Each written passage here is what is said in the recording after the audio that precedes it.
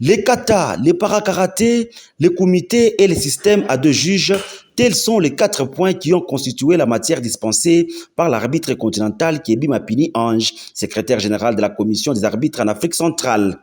Les règles ont changé depuis le 1er janvier 2023 et à l'occasion de l'organisation de cette compétition, j'ai été invité à double titre de ma qualité de président de la commission nationale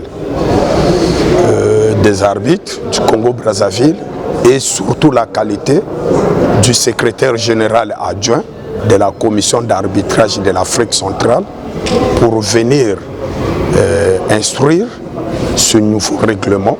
Émerveillé par la qualité de l'organisation de la fédération haute, les Brazzavillois n'ont pas caché sa satisfaction.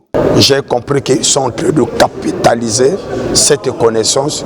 Félicitations au plan organisationnel, au président Freddy Lankombo pour les efforts qu'il est en train de se déployer pour le développement et l'organisation du karaté dans la RDC. Bruce Gator, président de la commission des arbitres du Burundi, a également livré ses impressions. La fédération burundaise de karaté, je dirais que c'est comme le frère de la fédération congolaise de karaté.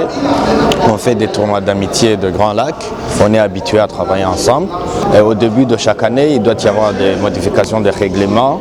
On doit appliquer le nouveau règlement, que ce soit dans le kata ou dans l'épreuve de comité, comme vous le savez. Alain Pamphile Mbaka, secrétaire général de la FECACO, a circonscrit l'essence de la séance pédagogique qu'il y a eu lieu avec les élèves à travers divers ateliers sur les bienfaits du karaté, vecteur culturel de communication et d'éducation.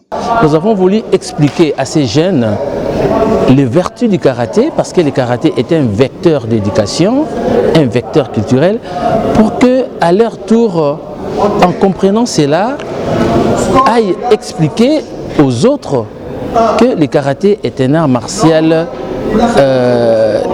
non pas agressif comme Donker le pense, mais plutôt un art martial qui est là pour préparer l'homme, pour préparer les citoyens à être modèles et utiles à la société. Placée sous le haut patronage de la première dame congolaise Denise Nyakirou, l'édition 2023 de l'Open du Poul Malébo a pour thème les karatés, tradition millénaire de culture et d'éducation, unité et développement des peuples. Qui ont appris l'arbitre